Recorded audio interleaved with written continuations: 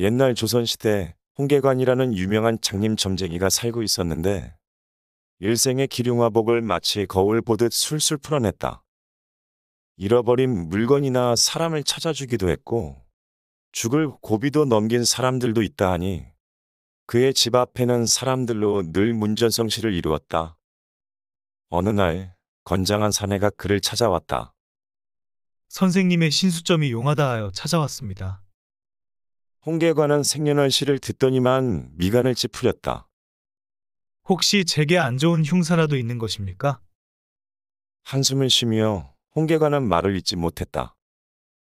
홍계관이 말을 하지 않자 더욱 궁금해진 사내는 어서 말씀을 해 주십시오. 자네는 장차 큰 벼슬도 하게 되고 부귀영화를 누릴 운명이지만 홍계관은 혀를 차며 또 말을 잇지 못했다. 부귀영화를 누린다면 좋은 신수가 아닙니까? 자꾸 말을 끊는 연유가 무엇인지 답답하기도 했고 조바심도 났다. 그 전에 사람을 죽여 평생 옥살이를 할 사력이 끼어 있어서 그러네. 표정이 굳은 사내는 선생님이라면 무슨 방법을 알고 계시겠죠? 홍계관은 사람의 인력으로 어찌할 수 없는 것이라며 손을 내저었다. 자네의 급하고 불같은 성격에서 비롯된 사력이니 어찌할 방도가 없네. 사내는 다그치듯 사정사정했다. 어쩔 수 없다며 홍계관이 자리를 털고 일어서려고 하자 사내는 바지자락을 잡아 끌며 말했다. 선생님께서는 점을 보면 액을 막는 묘안까지 일러주신다고 들었습니다. 저도 분명 사렉을 면할 방법이 있지 않겠습니까?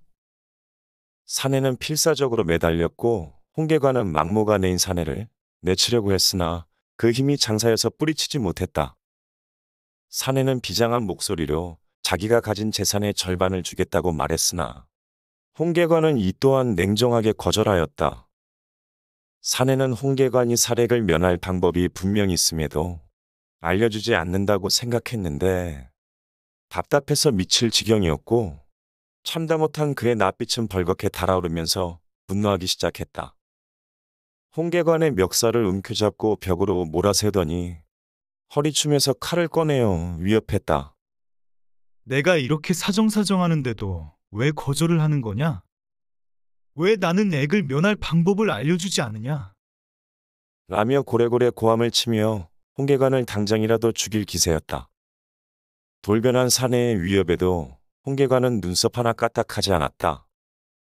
바로 이것 때문이요. 자네의 이 불같은 성격 말이요.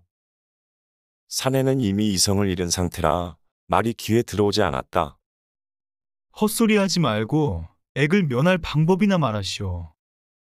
아니면 당신을 찌르고 말 거니깐. 이글거리는 사내의 눈은 정말 홍계관의 목을 찌르기 일보 직전이었다. 칼을 치우고 이거 놓으시오. 말해줄 테니. 정말이오? 그렇다니깐. 사내는 일러만 준다면 절대 거역하지 않고 반드시 그대로 하겠다고 말했다. 내 말을 들어보지 않고 뭘 하겠다는 거요? 자, 방금만 보더라도 자네가 얼마나 성미가 급하고 불같은지 알기나 하오. 사내는 고개를 떨구었고 홍계관은 사내에게 말했다. 참고 참는 것이요. 참을 인을 가슴에 새기면 사력을 면하고 분명 부귀영화를 누릴 것이요. 내가 장담하리다. 액을 면할 방법이 너무나 평범했지만 홍계관은 이보다 실행하기 어려운 것도 없다고 했다. 네, 그렇게 하겠습니다. 불같은 성미를 참지 못하고 칼로 위협한 자신을 용서해달라며 사죄하였다. 참고 또 참아야 하오. 네, 명심하겠습니다. 사내는 집으로 돌아와 참을 인자를 가슴에 새기며 살았고 불같은 성격을 누르기 위해 노력하고 또 노력했다. 세월이 흘러 사내는 어여쁜 색시를 얻어 장가도 가게 되었고 달콤한 신혼을 보내던 어느 날 초상집에 갔다가 술을 거한이 마셔 만취한 상태였고 자정이 넘어서야 집에 당도했다. 아내가 깰까봐 조심스레 안방의 문을 열었는데 두 눈을 의심했다. 부인 옆에 상투를 튼 남정네가 누워있는 것이 아닌가? 사내는 치를 떨며 격분하였다. 천하의 몹쓸 여편네, 집으로 외간 남자를 불러들이다니 죽어 마땅한 계집이라 여겼다. 옆방으로 달려가 칼을 집어들었는데 눈앞에 붙은 참을 인이 보였다. 하지만 사내는 이건 참을 수 없는 일이고 참는 것에도 한도가 있다며 끓어오르는 분노를 주체할 수가 없었다. 방으로 온 사내는 여전히 아무것도 모르고 잠을 자고 있는 두 사람을 향해 시퍼런 칼을 내리치려는 순간 그동안 참을 인을 입에 달고 살았던 탓일까? 참아라. 참아야 한다. 라며 스스로 중얼대고 있었고 마치 환청처럼 들려왔다. 사내는 손이 부르르 떨려왔고 쥐고 있던 칼을 떨어뜨렸는데 이 소리에 놀란 부인이 깨어났다. 서방님, 언제 오셨나요? 근데 칼은 뭐고 왜 그러고 서서 계신가요? 사내는 넋나간 사람 마냥 멍하니 아내를 쳐다보고 있었다. 아내는 옆에서 자고 있던 이를 흔들어 깨웠는데 눈을 비비며 일어났다. 형부? 형부라는 말에 깜짝 놀란 사내는 등골에서 식은땀이 흘러내렸고 하마터면 아내와 처제 두 사람을 동시에 죽일 뻔했다.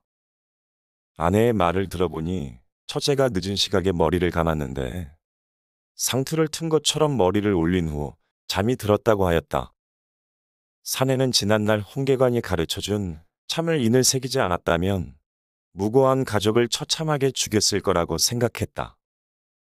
다음 날 홍계관을 찾아간 사내는 큰절을 올리며 아내와 처제를 죽일 뻔한 사연을 들려주었다. 홍계관은 껄껄 웃으며 말했다. 내가 만약 그날 액을 면할 방법을 바로 알려주었다면 자네의 그 급하고 불같은 성격을 심각하게 받아들이지 않았을 것이오. 그리고 그 순간 참는 것이 쉽지만은 않았을 것이오. 홍계관은 자신이 처방한 묘안보다 사내가 더 잘한 것이라며 칭찬하였다.